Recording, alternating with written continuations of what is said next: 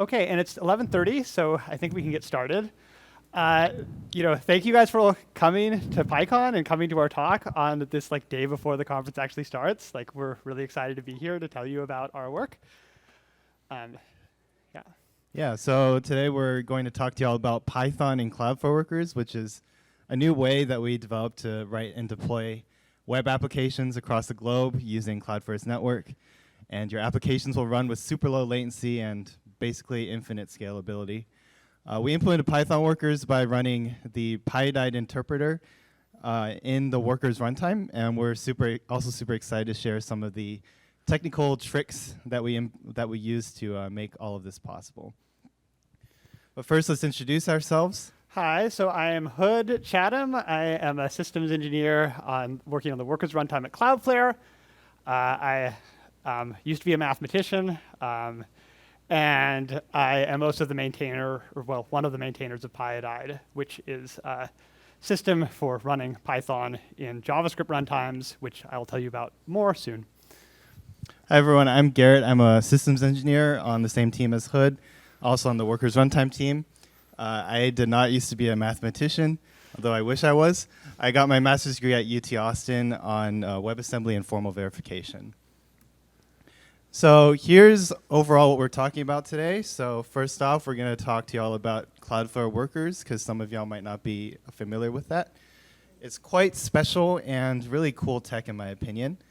After that, we're going to go into a demo app that I built that uses a bunch of cool features in Cloudflare Workers, like serverless databases and serverless AI inference. We added the AI because it's 2024 and everybody wants AI in every app. And then after we show off that demo app and how to build something like that, we're going to dive deeper into all of the technical details of how we integrated Pyodide into the Workers runtime. And then after that, we will talk about some updates on where we're headed next with both Pyodide and the Workers runtime. Yeah, and I just want to say that we're really excited about this how does it work stuff, but you don't need to know this to use the system. We're just telling you about it because we made it. So you don't really need to know most of this how does it work stuff to write a Cloudflare worker in Python. Yeah, I think right now you need to know a little bit of how it works, but our goal eventually is you will not need to know about we want to bring the right. knowledge requirements down. Mm-hmm. All right, so let's just jump into it. Cloudflare Workers, what are they for? Why should we care? Or even better, what is Cloudflare? Do we care about Cloudflare? Raise your hand if you've heard of Cloudflare. Oh, that I actually wasn't expecting that many, but I guess it makes sense for people who attended a Cloudflare sponsor presentation. So raise your hand if you've used Cloudflare before. Fewer hands went up that time, but actually I think that everyone's hand should have gone up there, because if you use this thing called the internet, you've definitely already been on Cloudflare's network. Cloudflare is just this massive interconnected network of computers that are maintained by a group of super smart people. For context, we directly connect to over 13,000 networks across the globe, which includes stuff like ISPs, cloud providers, enterprises, etc. Our network consists of millions of CPU cores across 310 cities in 120 countries. That's a lot of countries. And also including China, which is, not a lot of internet companies can operate in China, but apparently we can. We offer a lot of really great products that you've probably heard of, like DDoS mitigation, CDN. We also offer VPNs, and we run the fastest DNS resolver in the world, which is 1.1.1.1. And today specifically, we're talking about Cloudflare's developer platform, which is a relatively new development, and we consider it to be the next generation of cloud computing. Cloudflare, where's my mouse? Cloudflare offering all of these services has led to it, powering a significant amount of internet traffic over the world. Last time I checked, it was well over 20%. Our network is also within 50 milliseconds of 95% of all internet users across the globe. So for context, that's significantly faster than the blink of an eye, and even faster than the Rabbit R1 flopped as a product. So Cloudflare Workers lets you build serverless apps that run on this massive network, like I mentioned. We have a lot of features built in that make developing applications super easy. And because of how big our network is, you know your application is going to be performant for basically all of your users across the globe. You can develop your app really easily using, like, I think we have like about a dozen different products and bindings that include databases, object storage, inference, etc. And you can just as easily connect to outside services through like HTTP and TCP sockets. Deployment's super easy and cheap, and most hobbyists will not have to pay a single cent unless your hobby project is getting like a huge amount of traction for some reason. So up until now, the only drawback was that you had to build your application in JavaScript, boo, or some other application that compiles easily to WebAssembly. But today we're going to show off how you can develop your worker in Python with really good performance and reliability, and also access eventually to a bunch of common packages in Python. So next up, we're going to show off this demo app that I built. It uses Cloudflare's like super fast D1 serverless database solution and Cloudflare's Workers AI inference platform. So you can use your phone to scan this QR code or just head to the URL on the bottom of the screen. And once you do that, let's see if I can put this over here to the side. You should see this app where you can vote for your favorite pets. My favorite pet is a cat, so I'm just going to vote a bunch of times for the cat. All right. And you can also add a new pet. You can try to add things that aren't a pet, like a pizza.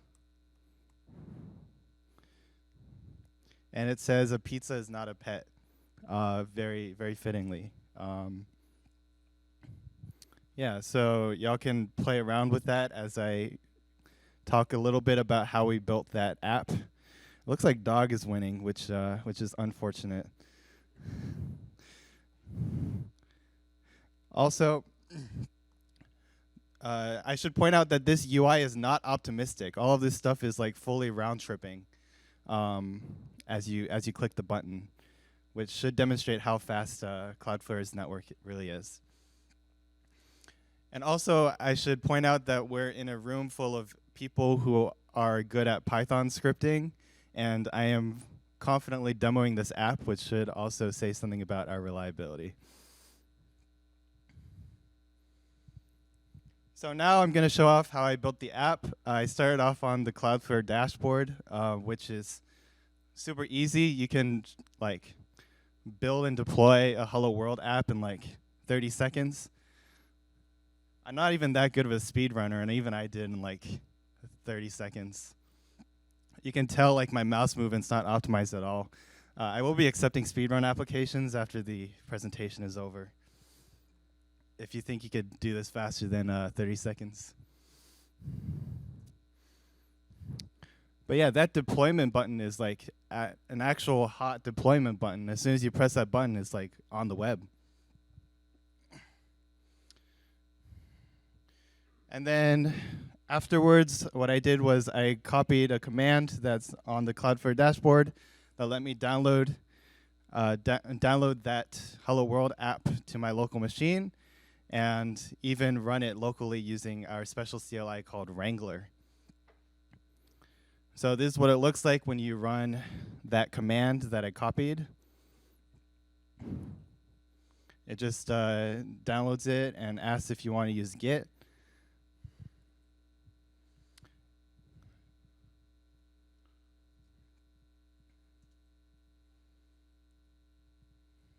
And now all of your code is available locally.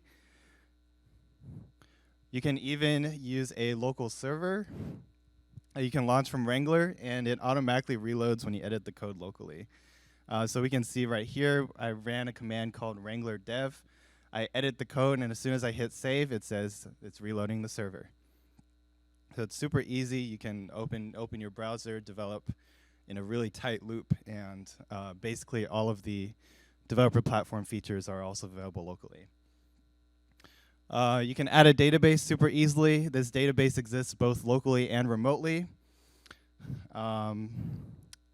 So in this case, I created a schema, and then I ran this SQL code remotely. And then once you set up the database, it's super easy to access it from the Python worker using these database bindings. Basically equivalent to what you would do in a JavaScript worker. This is done with foreign function interfaces, which we'll go into more detail on later in this talk. This is specifically what this code looks like. It's very similar to SQLite. And then the same FFI functionality lets you use Cloudflare's serverless AI inference platform called Workers AI. So in this case, we're prompting Llama 3 to tell us whether an animal given to us can be considered a pet. And finally, we put it all in a fetch handler. We set up some headers to allow cross-site scripting, cross-site requests, and set up different branches for HTTP methods, options, get, post. Then for the post method, we get the pass name, parse request body, and then this is really gross. This is like 2012 level API. Like, can we do something better than this, please? And it turns out that the Python ecosystem has solved this problem for us with Fastapi and ASGI. We plan on supporting Fastapi and Python workers. It works locally right now, and it will be supported as soon as we get Python loading on the edge. And once we do that, you will be able to write all of your API endpoints with Fastapi and Pydantic. More on Fastapi, WSGI, and all that later. And once we're done writing out the backend, we can go back to writing some JavaScript. Boo. So I'm a systems engineer. I haven't written a front end since like 2019, but it's really easy to deploy and write a front end with Cloudflare. Just trust me. I won't go into too much detail on the JavaScript stuff. I'll save that for ReactCon. The main takeaway here is you can deploy and write your front end in like 2 commands. And they're a lot more mature because they've been building it out for a lot longer. All right, so let's go back to our app and see who's winning. It looks like Python is losing to cat, which is losing to dog, unfortunately. And Rabbit R1 is surprisingly popular. Oh, I didn't know Llama can interpret emojis like that. Well, that's cool. Got some votes for Rust there. Yeah, we should get more Rust voters in here. Anyways, hopefully that app was cool. It didn't go down even though all of y'all are Python scripters. So let's take a look into how that app works under the hood. Cloudflare Workers is a serverless runtime, which is kind of a misleading name because, of course, there are still servers. You just don't need to think about them. Traditionally, if you wanted to build an app on the cloud, you would rent out a server, you would set it up, you would run it, and then when you want to scale to more users, you would rent out more instances, and then eventually you would have a bunch of instances you're paying for 24/7. And then you probably also have load balancers and database sharding and all of that stuff. And it's a lot of work and a lot of money. But if you build your app on a serverless platform like Cloudflare, it just scales automatically. You give us your code. If your app is running on one person's phone, only one server would end up running your code.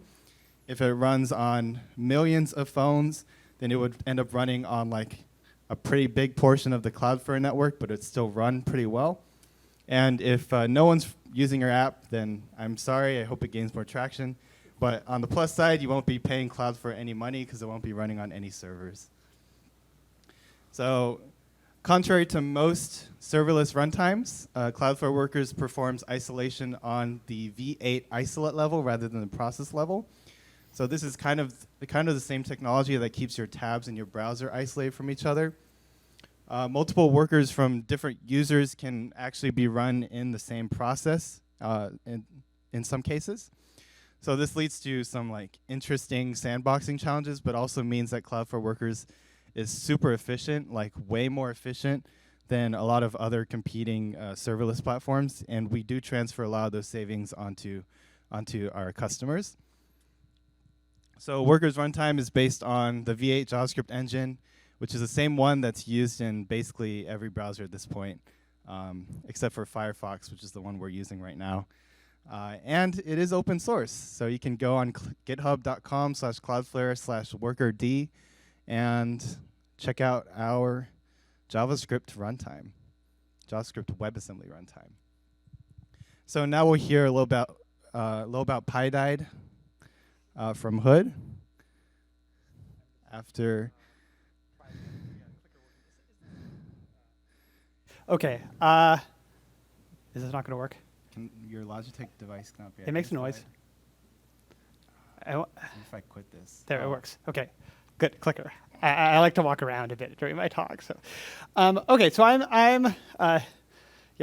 So Pyodide is C Python compiled to WebAssembly in order to run in a browser, and we compile it using the Emscripten compiler toolchain. So first, I'm going to tell you a bit about WebAssembly and a bit about Emscripten.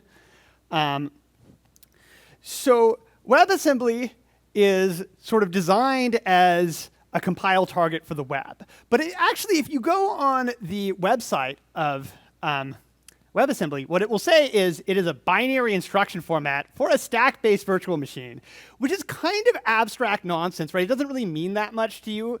But the point is that it's actually like a completely not web-specific instruction format.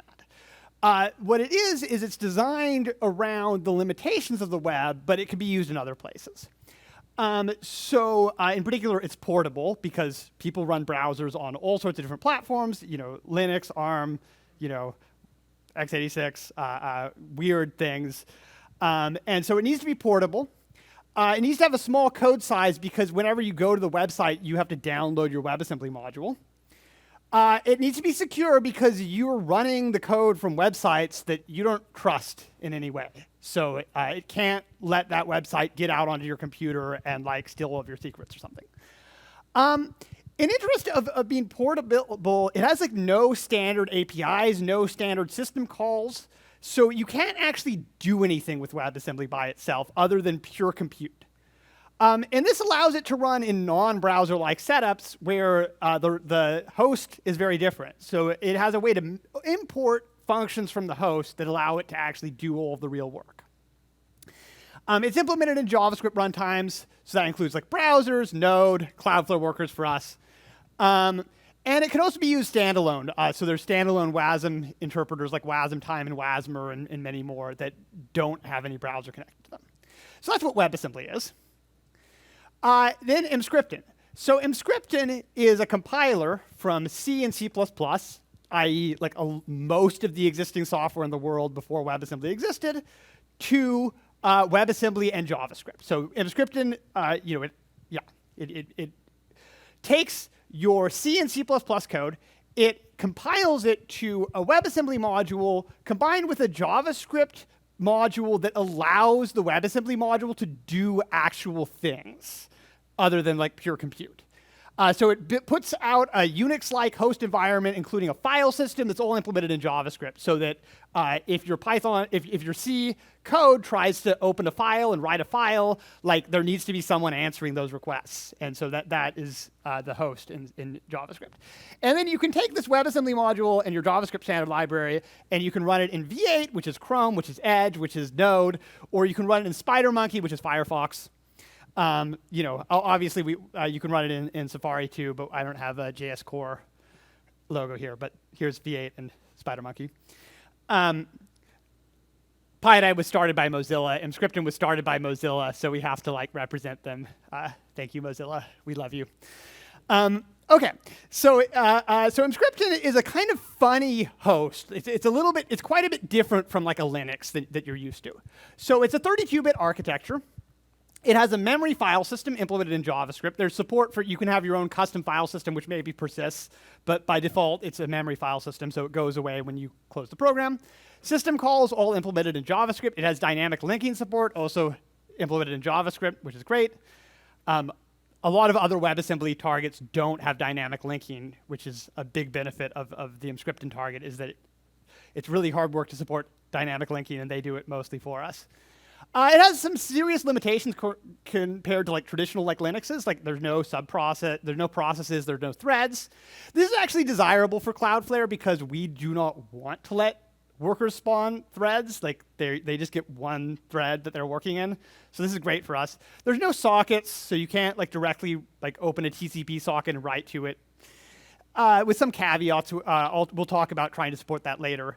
There's some system calls that are not implemented or partially implemented or buggily implemented. And it's kind of difficult to use traditional I.O. because all of the host functions in JavaScript are all async. But if you look at like standard C APIs, they're not. They're usually, like C functions are usually expecting to block. And this is an environment where we cannot block. And so it's a little bit tricky to use traditional I.O. So here are the components of Pyodide. Okay, so that was WebAssembly, which is our sort of architecture, like x86, and Emscripten, which is like Clang plus Linux. It's like both the compiler toolchain and the operating system. And so here's Pyodide. So Pyodide is we take CPython, and we add a foreign function interface, and we compile them using Emscripten and get a WebAssembly file and a JavaScript file. The foreign function interface, so just like the way that if you have a programming language that on a Linux computer, if it can't call C functions, it can't do anything because all of the actual useful stuff on your computer is C. And so you need, for your programming language, one of the first things you're going to want to do is start building a foreign function interface to allow the user's program to call out to doing useful things in the C world. And the same thing happens here, where in the browser, it's not that C is where useful things happen, it's JavaScript is where useful things happen.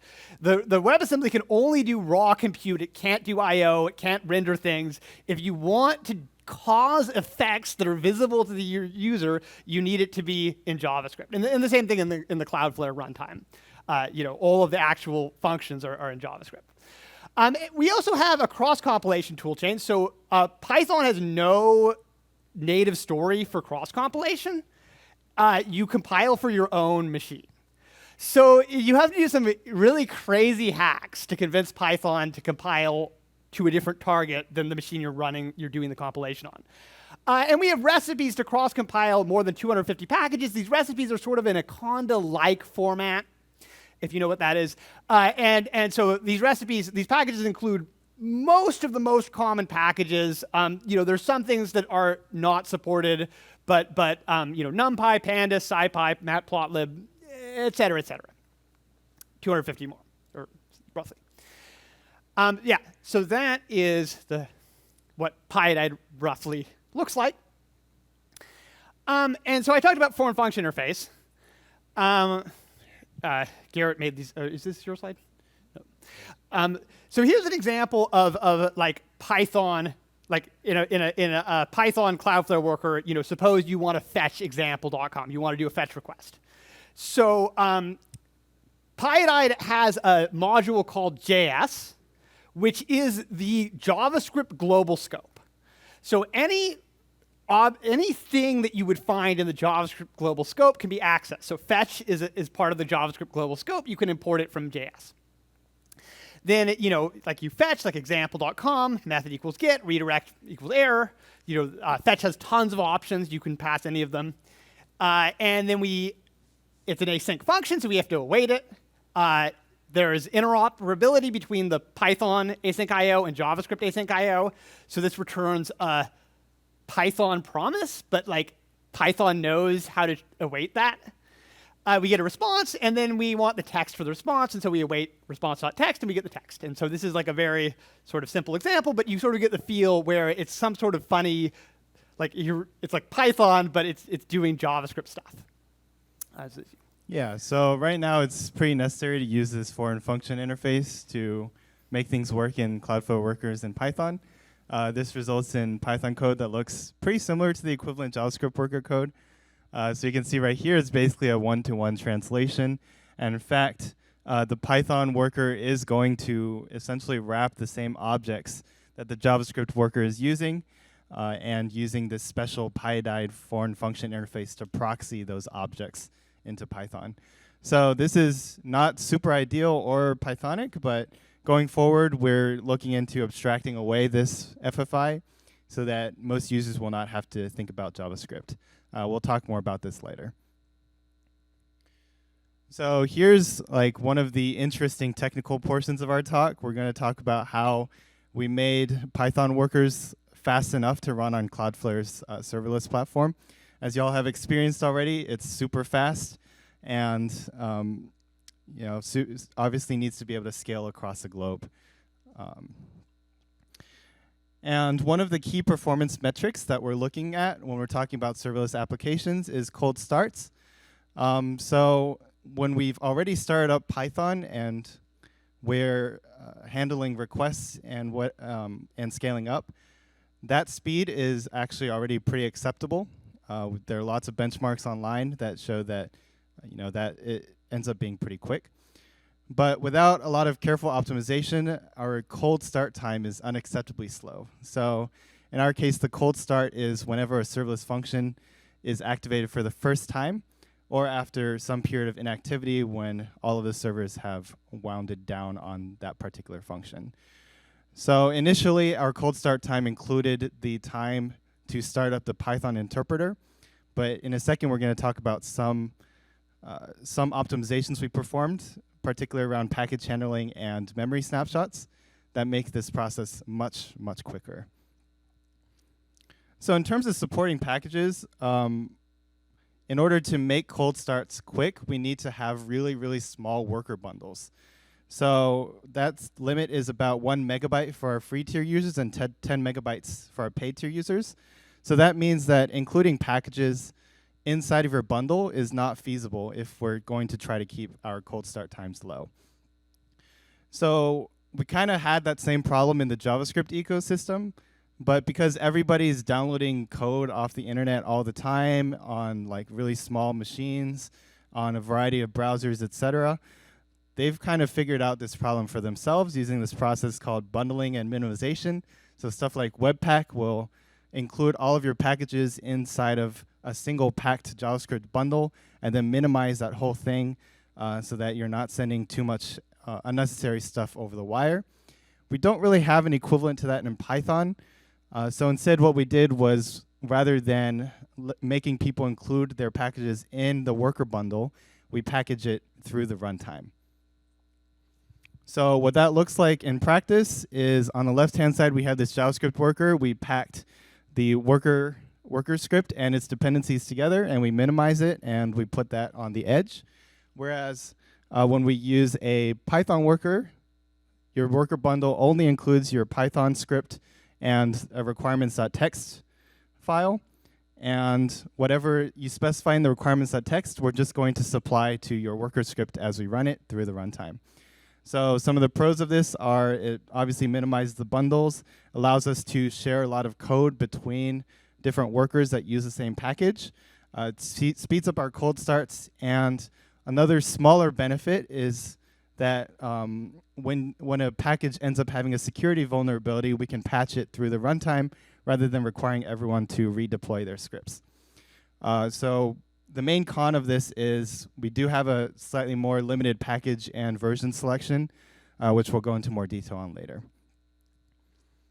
So technically speaking, how this works is we use the fact that WebAssembly modules have no direct access to the file system. So all file system operations need to go through WebAssembly imports, which end up getting handled by the mscriptin system thing. And typically when you install a wheel, it looks kind of like this. You download the .wheel file. It's compressed as a .zip file. You unzip into site packages.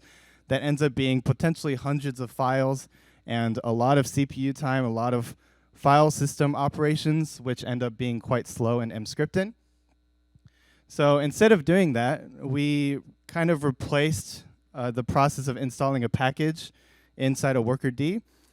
We first of all pre-process the .wheel files in a format that's easy for us to keep in memory, and then essentially we just take that wheel and we kind of overlay it into this kind of weird read-only site packages partition, and all the accesses go through that file system abstraction instead of to an actual in-memory file system maintained by Emscripten.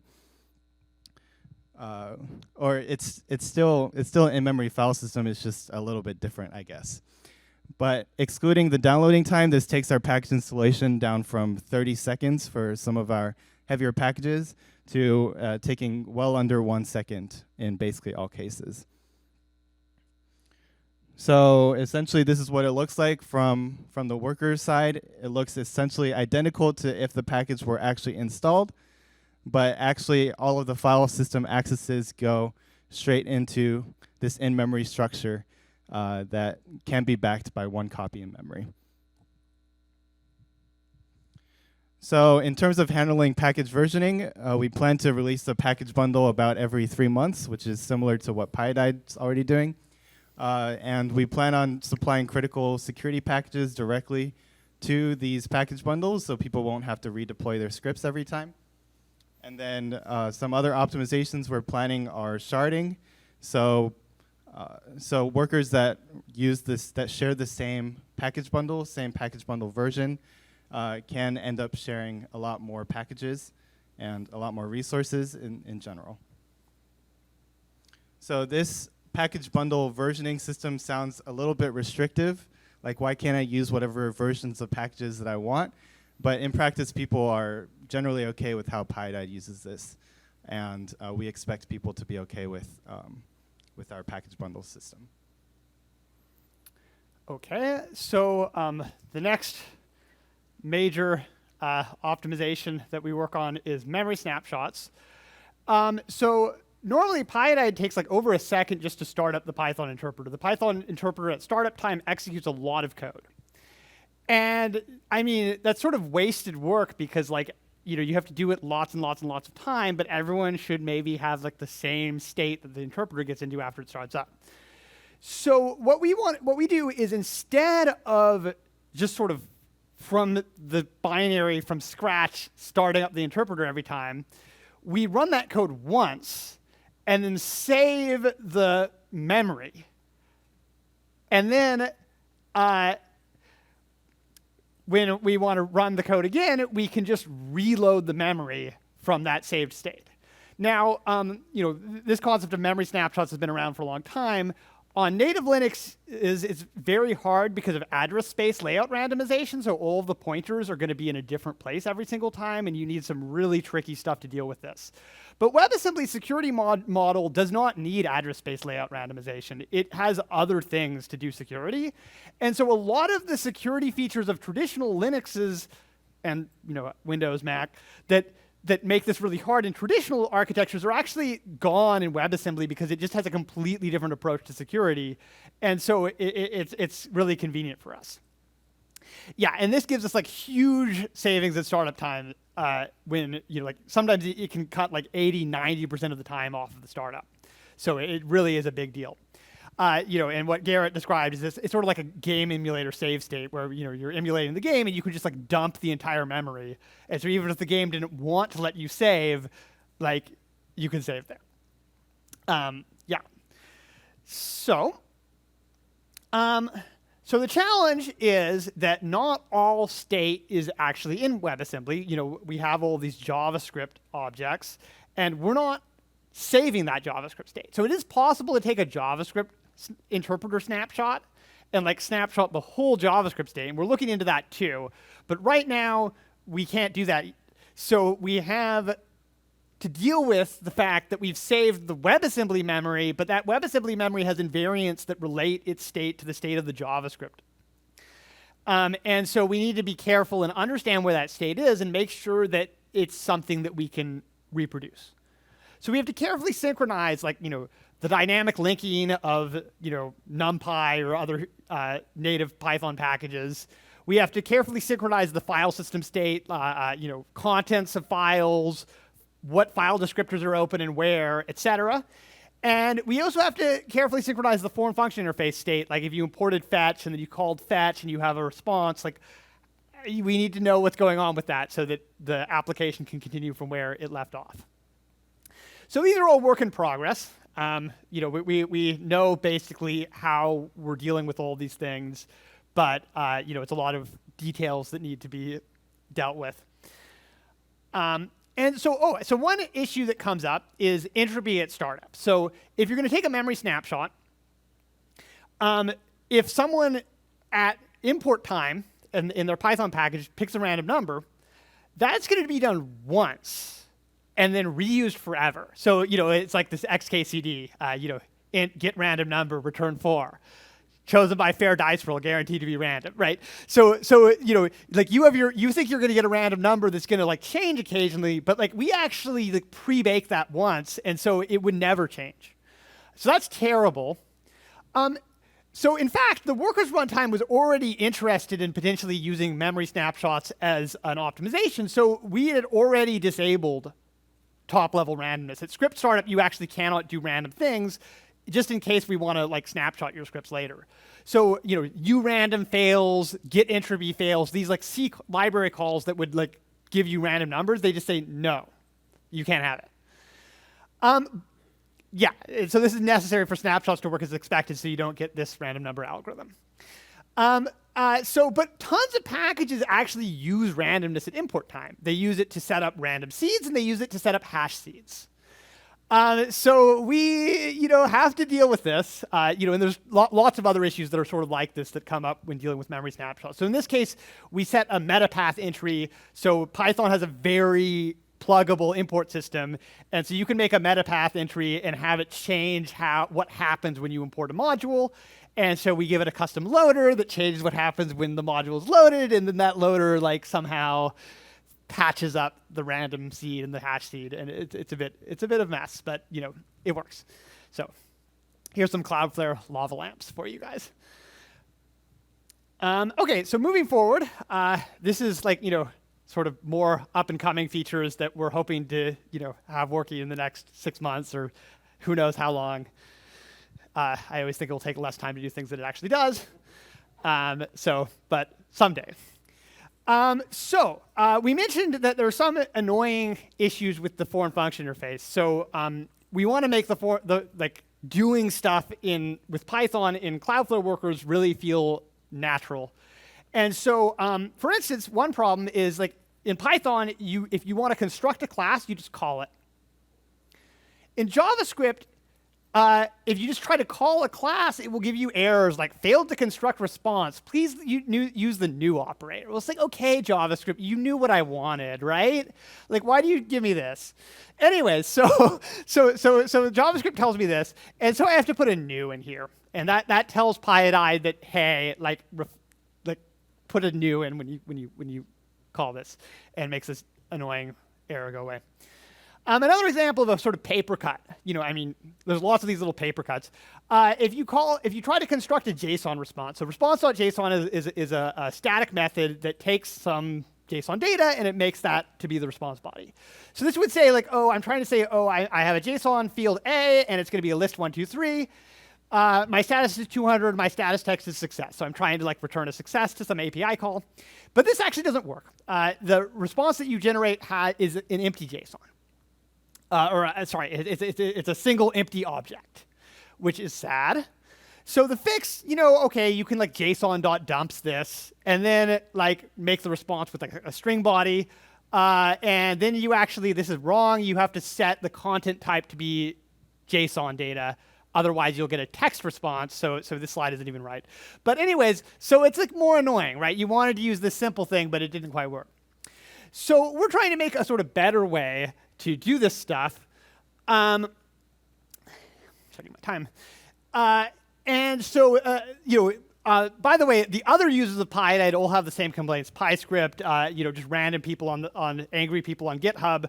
People are they don't really like this problem. It just, you can work around it. You can also get Pyodide to directly convert this, but like you need to know something extra to get this to work. It doesn't just work out of the box.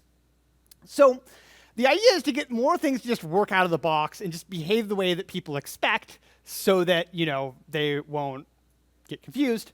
Basically the idea is you have to tell the foreign function interface what you're doing.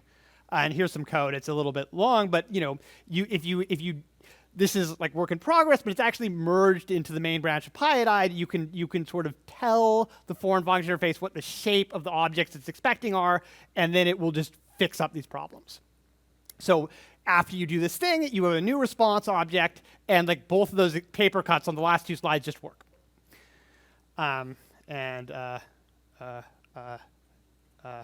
clicker isn't working. There. Okay. I have to be behind the computer apparently or something.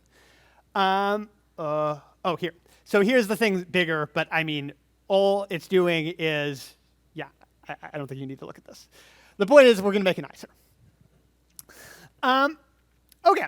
So another problem is many Python packages expose synchronous APIs, as we discussed earlier. But the fundamental doing stuff of those APIs is async in our world. And so those APIs like cannot, there's like a sort of what I call the sync async problem. That you want to, you've promised people a synchronous API. People have existing code that consumes that API that's also synchronous. So you cannot just say to them, rewrite your app to be async, because then they can't port their existing code very easily. We want to port existing code because most code in the world existed prior to our product. And so, how do we deal with this? Well, until recently we can't, but recently WebAssembly has support for stack switching. It's experimental, but we can use it in Cloudflare runtime. And so basically what we want to get working is run until complete. Like the thing that doesn't work is like, okay, you have a function that does something. Instead of sleeping, it probably would do like a real, like anything that you want to do that it involves the outside world. But it has to be async. And then you want to like run until complete, do something so that you can like get that done in a blocking context. And this just doesn't work right now. But it almost does. We're basically there. So we use stack switching, which are sort of like, there's this concept called green threads, which you might have heard of, and it's very similar. So you save and restore the call stack, and it lets you call asynchronous functions from a synchronous context without threads. And so anyways, this is something that's like, we have a pretty rock solid implementation of it, I think, in the version of Pyodide that we're going to release should have released it like yesterday, but instead of writing the release notes, I'm preparing these slides. So, but any day now, we'll have it, and hopefully soon we can pull it into Cloudflare and let people start using stack switching to solve the sync async problem. So an example of a problem that you have is making HTTP client and server libraries work. So URL3 and requests are synchronous, HTTP clients. They'll make HTTP requests for you, but synchronously. So the first thing we need to support this, like you cannot synchronously make a request in the workers runtime. You cannot synchronously make a request in the browser. So the first thing you need is stack switching. But even once you have stack switching, they still just don't work because they're trying to write to a TCP socket at some point. And so unless you can give people that raw socket, it just won't work. So anyway, so we need to shim these things so that they'll work using JavaScript APIs instead of trying to write to a TCP socket. So Joe Marshall, this guy, has implemented this into URL3 already, and there's work in progress to implement these in HTTPX, AIO, HTTP requests. On the server side, there's all of these server frameworks that Flask, Django, Fast API, Quart, there's tons and tons of these server frameworks. People like writing servers. And thankfully, actually, these servers have frameworks that they use called WSGI and ASGI. And the important thing about this framework is that it actually abstracts everything about TCP sockets away from the logic of how you define routes. So if we just implement this WSGI or ASGI framework, these will all just work without any changes at all. And so I have a little ASGI server, work in progress to make the WSGI one. But actually, these server libraries are mostly easier to implement than the client libraries because the client libraries all directly write sockets. These have the sockets abstracted away from them, and so we can easier substitute in some other fundamental way of doing things. Another approach would be to make raw sockets work. Now, this can't be done in the web. The fundamental security requirements of the browser include cross-origin request limitations. And if you could write a raw socket, you could just go around that. So the browsers will never let people do cross-origin, do raw sockets.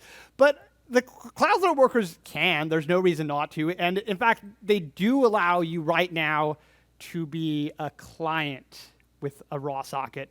Currently not yet a server with a raw socket, but actually the client side is the side we have more difficulty with, as I just said. So someday also they'll probably allow servers with raw sockets. But there's some amount of difficulty to just sort of take the socket system calls in Emscripten and hook them up to the things that serve those things. I mean, again, like the system calls are going to be synchronous and the socket writing is going to be asynchronous. So there's some problem there. But in principle, you could go through and implement all of those socket system calls on top of raw TCP and just get it to work without actually even changing these request libraries. So the pros of this approach is that it's less work per library. If you made raw sockets work, all of the request libraries would all start working all at once. The performance is worse, and it wouldn't share with the rest of the Pyodide ecosystem, which I personally care a lot about. I care about the browser people. But anyway, so we're probably going to do both of these things eventually, but we'll see. So anyways, that concludes my future directions section of the talk. So here's some acknowledgments. So Dominic, who I've been working with on this project a lot, and is really great because I don't know how Cloudflare stuff works, and so he saves me from so many things that I don't understand. Kevin, who's my engineering manager and is here in the audience right now. I've never met before, just this morning in person. And Brendan, who's the project manager. They're really great. I love my team. I really appreciate these people. Oh, also Garrett is another one of my coworkers here. So Pyodide team, again, lots of really wonderful people I've gotten to work with on this project. My co-maintainer right now, Jongjae Choi, who is also here at this conference, but not in this room because he's at the WASM Summit, which I have to go back to after this talk. Roman Yurchak, who was, saved Pyodide from being unmaintained for many years and is now trying to retire so that he can do other things with his life. Michael Drotboom, who's also here, but now works at Microsoft on faster C Python and WASI support. Joe Marshall, who's a hero. Henry Schreiner is a astrophysics guy who writes packaging support, and he's contributed so much random code for understanding how packages in Python work. Dexter Chua, who is a mathematician who fixed the Docker bullshit, sorry, in Pyodide, and just fixed up tons of annoying broken stuff. Also the Emscripten people, particularly Alon Zakai and Sam Clegg, though there's tons of other ones. Emscripten is an incredible piece of software. Pyodide would not exist without it. And these people are great.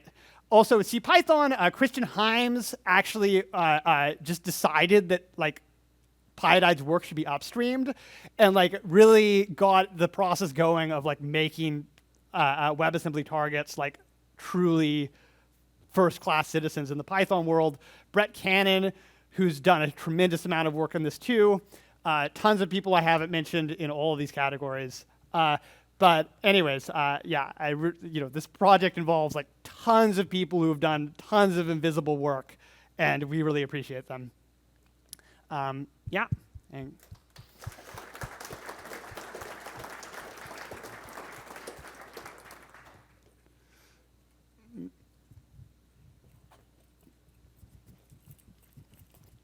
Thank you very much. That was a great presentation. I have a question. I have a bunch of questions. The first one is, how are you doing the garbage collection? Are you using the WASM garbage collection, or are you just transparent? The garbage collector is a problem, right? Because there's two garbage collectors. So we cannot use the WASM garbage collector because it's a new world, and C has no way to generate code targeting the WASM garbage collector. All of the roots have to be owned by WebAssembly, and just C cannot talk about that. So maybe someday the Igalia people will add C support for that, but until then we're sort of stuck, and we just have two garbage collectors, and they have an uneasy truce between them, and it There's a lot of work to like make the situation like sort of okay, but it's sort of like a hack. You cannot really have two garbage collectors in your universe and have them really work. As soon as there's like a reference loop, you have problems. So yeah. Any other questions? You had your hand up first. Yeah, this is less specifically about content. This is more like I was trying to keep notes of everything, and I started to miss some parts. And I was wondering if you had an actual file of the presentation available. Yeah, I think slides will be available for all talks on the conference website. Yeah.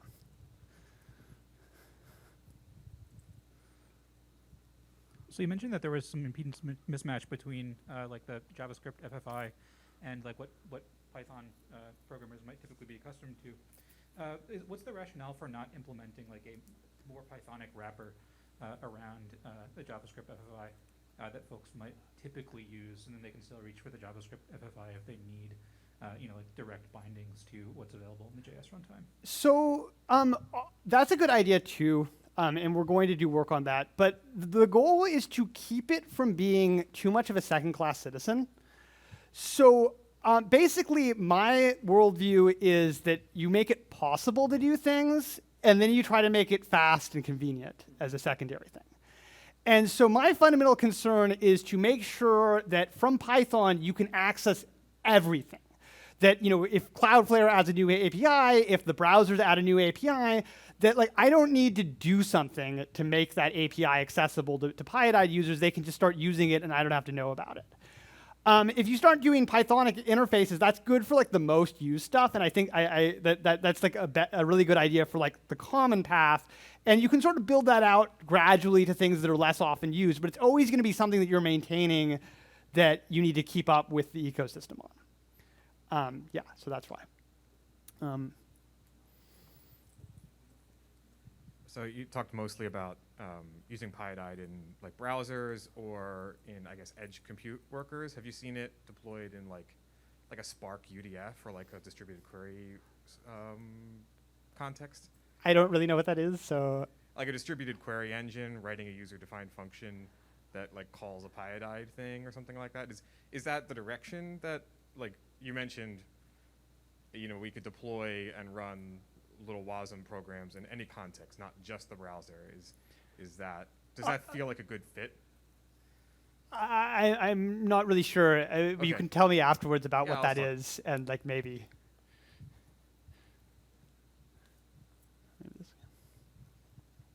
Hi. As everyone said, thanks for the great talk. I just had two questions. One was on your overlay read-only file system thing that you did. Have you found any weird side effects or behavior with modules that broke? And my other question is, how easy is it to add authentication to the APIs of your Python microservice that you might put on Cloudflare? But yeah. Yeah, so probably there's almost certainly some Python module somewhere that tries to write to its site package directory. Thankfully, some people install their Python code in a directory with permissions. And so if your Python package, like already if you write your own site packages directory in your Python module, like there's going to be people getting like permissions errors. So thankfully we're saved a little bit from that. I'm sure there are still modules that do it, but I think that they're kind of in a naughty category already. And so we'll get there when we get there, right? The second question was,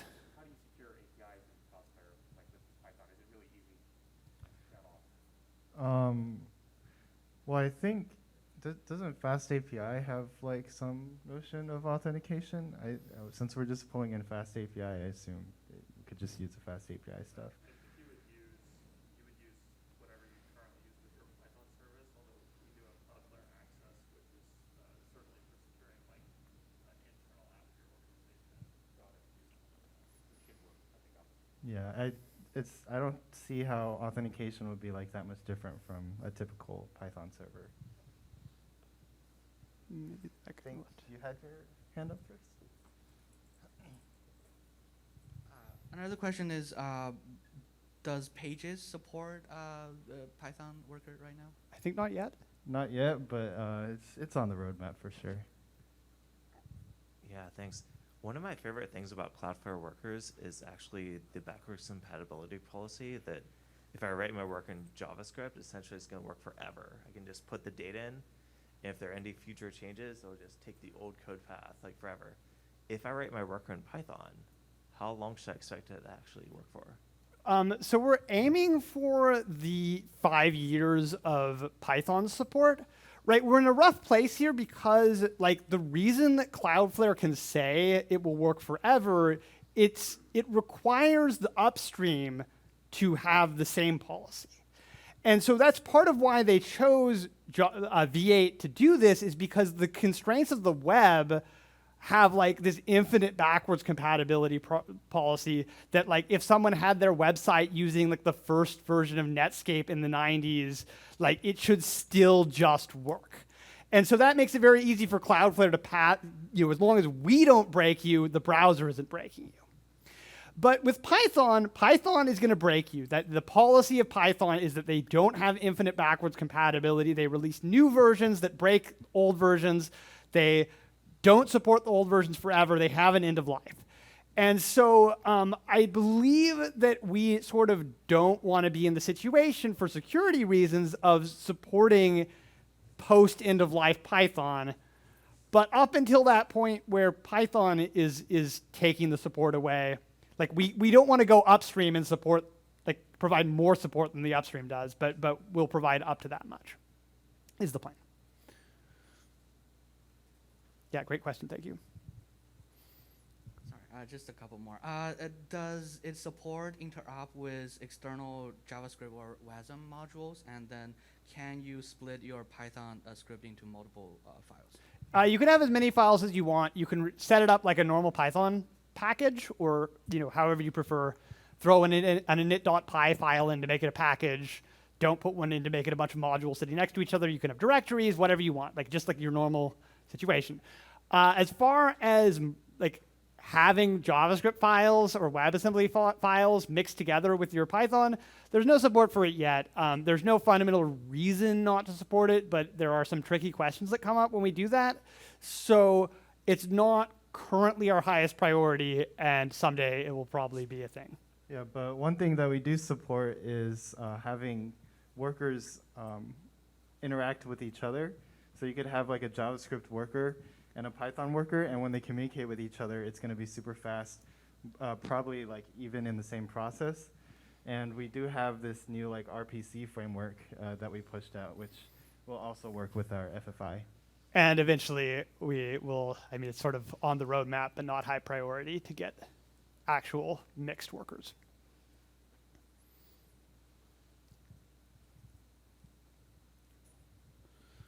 Thanks for the great talk. So if I understood correctly, I think you mentioned that that you have a runtime with, let's say, fixed versions of packages. So does that mean that there are several, let's say, snapshots of runtimes with different, like, older versions of the same packages that you could potentially choose from, or maybe they're published somewhere? Well, we would encourage people to write new code against new versions. But if you have old code, then you have a compatibility date, and you can say, I want like this to keep working on the way it was working on like May 10th of 2024. What's the year? Yeah.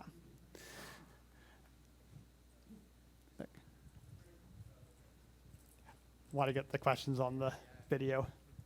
So just regarding the modules, you all are maintaining those yourselves, and so like was mentioned with previous versions of modules being in use in like current code, as far as like requesting, let's say a new version of a module is out, but it's not yet on the Python workers.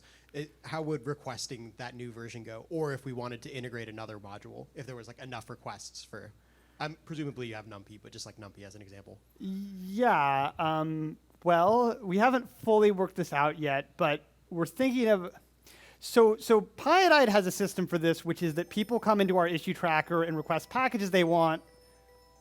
I guess we're out of time maybe. And then we basically just say, sure, if you want to support it, like we don't care. But I mean, that's because Pyodide just has volunteer support and like no, so hopefully my hope is that as part of this being like a commercial product, it's going to be like, we're going to be pushing that further to like, if tons of people want something, like we can actually get people working on it. You could get in there and do it, but like hopefully we're going to be like having more development energy on this because I mean there's people willing to pay us money for it, so we should be able to pay other people money to like work on it. So unfortunately, I think we're out of time for questions. Thank you everyone for coming. Thanks for the wonderful questions. If you have more questions, you can catch us offline. We have a Discord server that has like a special Python on Workers channel. You can always ask questions there. We're also on GitHub, github.com/cloudflare/workerd.